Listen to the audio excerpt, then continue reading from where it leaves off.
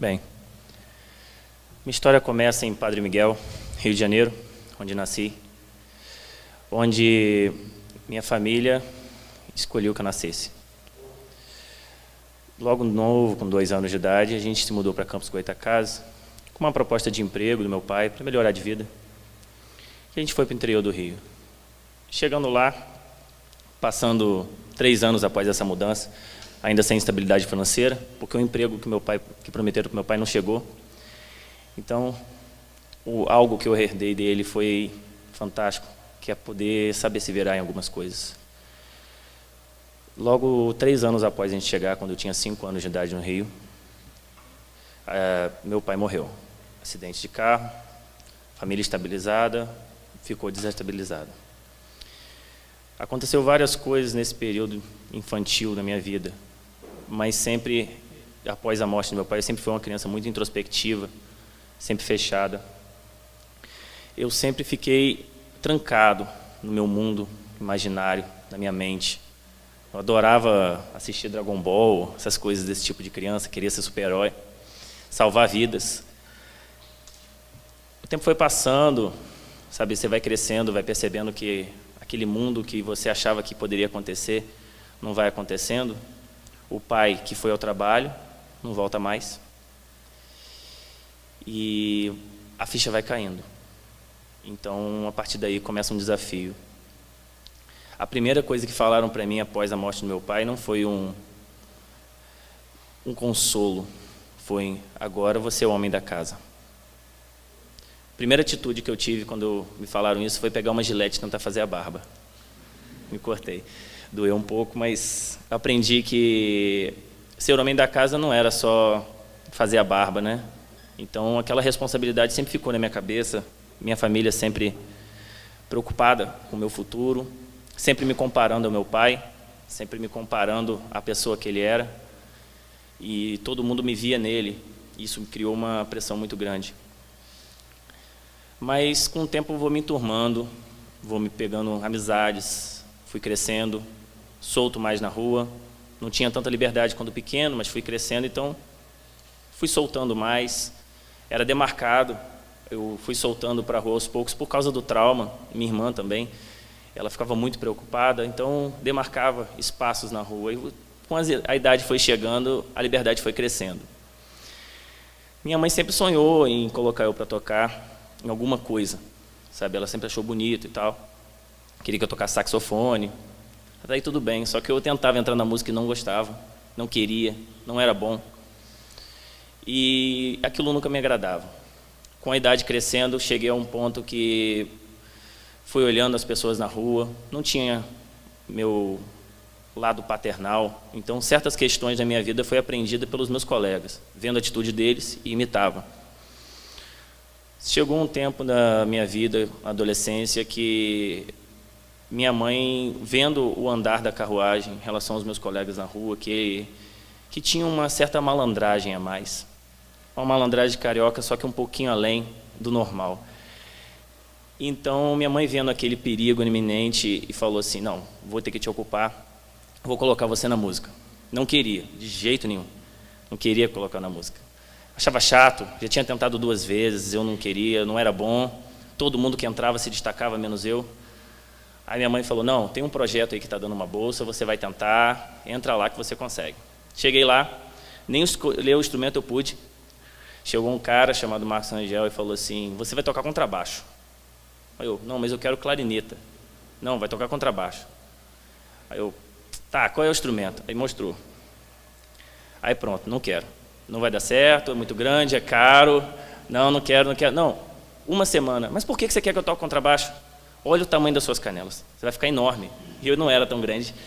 Então, vai lá, vou topar 1 semana. Fiquei, né? E chegando nesse período de música, sabe? O período ele é muito diferente. A música é um universo paralelo. Para quem gosta de universos cinematográficos, existe o universo de si, existe o Marvel e tal, e a história existe ali em paralelo. E às vezes a gente, quando está assistindo esse tipo de filme, a gente imagina como se fosse realidade, sabe? Daqui a pouquinho vai passar o Thor com o martelo assim do lado da gente. E na música é quase isso. É quase isso. No período da música eu estava lá e mesmo vendo aquele universo, com a galera se divertindo, era muito mais gente do que antes, aquela alegria, sabe? E eu não me destacava, eu era o pior da turma, sabe? Não tinha.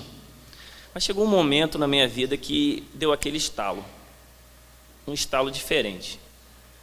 Eu estava tocando uma música chamada Poeta Camponês, de um compositor chamado Supé, e de repente, a partir de uma nota, minha vida mudou. Essa nota, Si. É um momento paralelo a uma paixão, quando você chega e sabe que você está amando alguém. Quando você olha nos olhos, olha um detalhe da boca, e a partir daquilo ali a sua vida não é mais a mesma. Um segundo atrás era um jeito, um segundo à frente era outro completamente diferente. E a partir dali, minha vida mudou completamente. Eu que estava à força na música, já ficava o dia todo no projeto. Já não ficava, já saía da escola e ia direto para lá, e eu não queria saber mais de nada, eu só queria o projeto, eu só queria tocar. Sabe? Eu me sentia completo. Sabe aquela ideia de criança de sentir super-herói? Aquela ideia bem Dragon Ball Z mesmo, sabe? Você é fraco, você é a classe ruim, sabe? Ninguém te quer. Você não é da classe dos príncipes. Você não tem família com dinheiro para te dar um instrumento. Você não tem nada disso, mas com seu esforço você pode ir. E eu me senti meio com um super saiyajin, sabe? Eu fui tentando evoluir de forma a forma, era difícil, é um instrumento meio ingrato às vezes, né? Mas a gente ama. E com o tempo passando, a gente chegou a um ponto que eu não estava mais querendo mais nada na minha vida, só tocar, sabe? Me perguntavam o que eu queria da vida, como homem da casa, sabe? Aquele menino que precisava, com um filho de 4 filhos, eu sou o único homem, então fica uma coisa assim, você precisa de uma formação. Mas eu estou fazendo música, peraí, preciso de formação, vamos lá. Chegou aos 18 anos, a idade crucial para um garoto adolescente pobre. É a idade que você precisa trabalhar. Não importa. Não importa o que você quer, se vai demorar 1 ano ou 2. Você precisa ter uma formação profissional. Mas eu estou fazendo música, eu quero ser músico. Não, mas você precisa ter algo seguro. Você precisa ter certeza das coisas. Você precisa ter algo que vai te dar segurança financeira. Tá, vamos lá. Primeira coisa que eu fiz após sair da escola, entrei numa fábrica de móveis escolares. Não importava o emprego para mim, porque era o único emprego que me dava oportunidade de continuar tocando. Então não importa que hora que eu ia fazer e o que eu ia fazer. Então, vai poder trabalhar? Vou, vem amanhã. Qual é o uniforme? Sua roupa. Beleza, vem. Entrei na fábrica, tranquilo, aquele lugar parecia um submundo, sabe? Bem assombroso. No primeiro dia já tomei uma queimadura de 2º grau no braço, fui todo manchado de tinta na cara. Passava o dedo no nariz, saía tinta na mão, assim, sabe? Mas era terrível. O banheiro era um buraco sujo no chão, que você precisava ir, que não tinha nenhuma passagem de vento. E perto disso tudo, eu não estava me importando com nada, porque eu conseguia julgar um lugar que eu tinha como dar conta para a sociedade, que eu tinha um emprego e eu poderia tocar o meu instrumento. Chegou um ponto que, quando eu saí do emprego, porque eu consegui uma vaga como ajudante na secretaria, ainda ganhava dinheiro, então a sociedade não pegava tanto no meu pé até o momento. Então eu saí da fábrica. Saí da fábrica já feliz da vida, né? Porque já estava me atrapalhando fisicamente a fábrica, então eu corria um risco de talvez não tocar mais. Consegui sair da fábrica, trabalhei um pouco como ajudante na secretaria de um projeto social que para mim eu tenho um amor muito grande, que é Orquestrando a Vida. Lá eles abriram portas para mim e lá eu consegui ver o mundo de outra forma. Me doeu ao máximo, sabe? Me deram essa bolsa como uma forma de poder me manter lá, acreditaram em mim. Chegou em 2009, aos 19 anos, a minha professora teve que se ausentar, ela teve que seguir a carreira, sabe? O dia chegou para ela, então me colocaram como professor de contrabaixo, monitor. Eu encarei aquilo como um desafio, porque sempre achei lindo a ideia de ser professor, e eu olhei aquilo ali e falei, pô, vou agarrar essa. Fui. Agarrei, eu achava mágico a ideia de estar ali, dar aula, a pessoa não sabe nada, e de repente, a partir de você, ela sabe alguma coisa. Isso me encanta até hoje. Passou um tempo, 2008, 2009, e a pressão da sociedade continuava. Só que como eu estava ganhando dinheiro, eu conseguia, né, comprar a ideia. Passou um tempo, veio a turnê para a Bolívia, da orquestra, mágico, consegui ainda, pô, peraí, sou músico, mas pelo menos eu viajo. Então dá bar. Fui para fora, você não foi, tá legal. Aí veio a turnê de Nova York, pronto, né, ostentação total. Agora ninguém vai pegar no meu pé mais, eu fui para Nova York, pô, né? Você foi para Nova York, você não foi, você não tem nada a falar comigo. Até aí tudo bem. Chega 2012, eu achava que não ia ter essa pressão. Chegou 2012 e a pressão estava muito grande. Parei, você vai fazer 22 anos e você não tem formação nenhuma. Eu sempre tive um problema com autoestima. E minha autoestima baixa atrapalhou muito o meu desenvolvimento musical. Eu achava que se eu fosse para fora do Rio, do interior do Rio, eu não ia ter vaga em faculdade, nada. Isso sempre me atrapalhou. Então, quando chegou 2002, eu me olhei e falei, realmente, talvez eles tenham razão. E eu parei. Parei com o instrumento, deixei ele no canto. Mas antes de sair do projeto, o Marcos, que me colocou no contrabaixo, falou, você não vai conseguir sair. Ah, mas eu estou saindo agora, cara. Não, a música está em você. Você está com a doença da música. Eu, tá doido? Fui embora. Fui embora, me arrependi amargamente. Foi um dos pontos mais tristes da minha vida. Eu não consegui viver direito. Eu estava fazendo dedilhado, sabe? No cabo de vassoura. Tipo uma aluna minha faz isso. Quando eu estava nas férias. Sabe? Eu não aguentava mais. Chegou um ponto que eu falei, não aguento.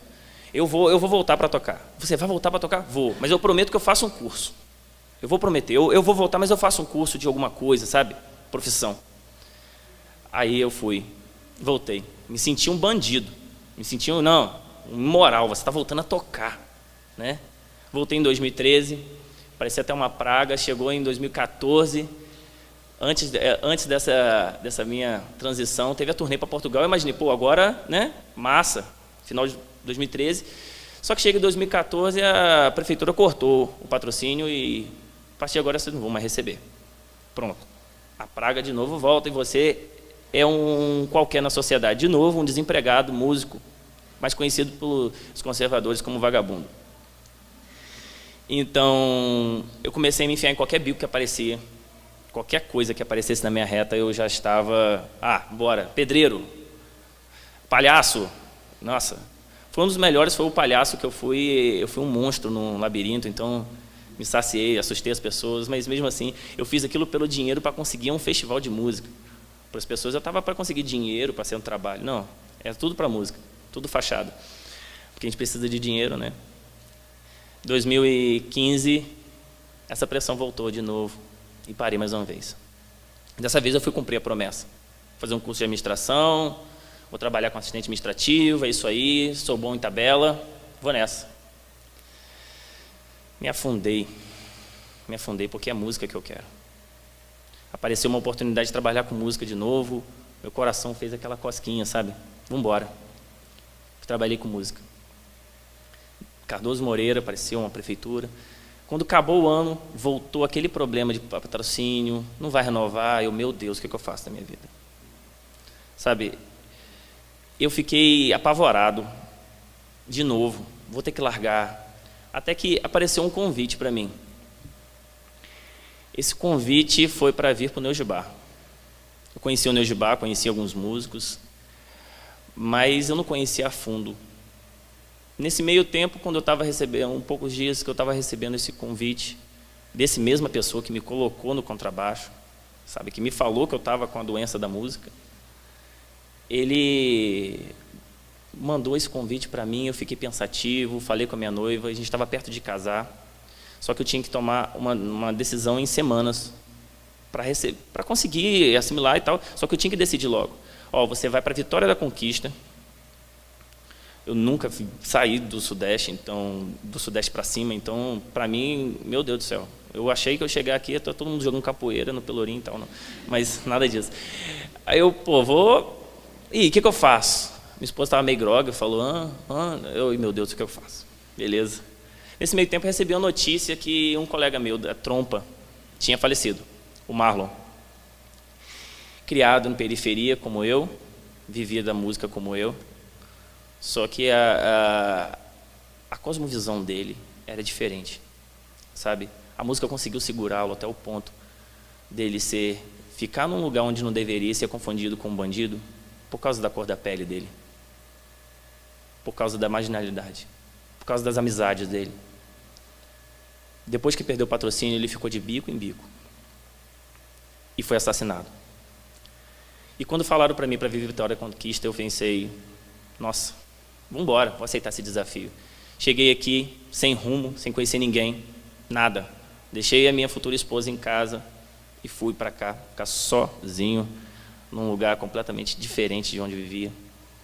Quando eu cheguei aqui, poucos meses depois que eu cheguei, encontrei com o Ricardo Castro aqui, estava meio empolgado, sem saber o que estava fazendo. Ricardo, com uma percepção maravilhosa, chegou para mim, você precisa conhecer o Neugibá. Eu falei, mas eu já conheço. Não, você precisa conhecer o Neugibá. Visite os núcleos, conheça o Neugibá. Beleza, isso ficou na minha cabeça e está até hoje. E eu digo para vocês que é maravilhoso. A filosofia do Neugibá é aprende quem ensina. E a cada dia que você aprende, você cresce. Você depende daquilo, sabe? E estou crescendo a cada dia com isso. Mas uma coisa me encanta a cada dia. E me encanta na apresentação deles a cada dia.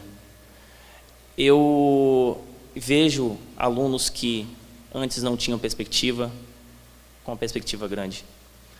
Hoje eu vejo crianças que eram para ser marginalizadas pela sociedade, assim como eu era, tocando, sabe? Você vê crianças que estavam às vezes, sem poder ir para a aula, porque choveu, o rio encheu e não tem como atravessar nos locais mais terríveis do mundo. E eu acredito que a gente pode transformar a vida dessas pessoas com a música, assim como a minha vida foi transformada. Hoje os meus amigos da rua estão mortos e eu sou sobrevivente através da música. E eu acredito que a gente pode mudar a vida de muita gente. A gente pode mudar a vida de cada um através da música. Mas eu deixo para vocês uma reflexão. Por que eu tenho que me preocupar com amanhã? Porque o meu trabalho não é uma profissão. Por que eu não sou honrado por fazer o trabalho que eu faço? Porque eu preciso ter uma formação para provar para a sociedade que eu sou capaz de alguma coisa.